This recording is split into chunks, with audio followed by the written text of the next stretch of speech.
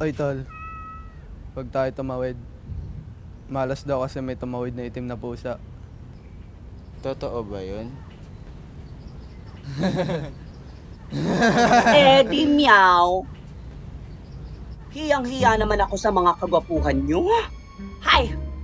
Ayoko na lang mag-talk. Di mo na-expect, no? Ganyan talaga ang buhay.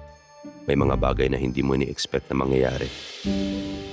Gaya na di natin alam kung kailan tayo kukunin ni Lord. Kaya dapat, laging handa.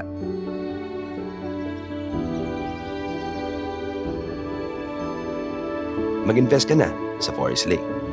Forest Lake, a better place.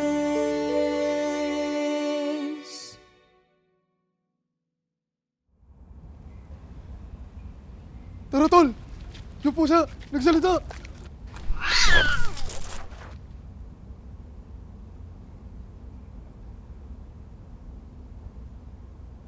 Swerte?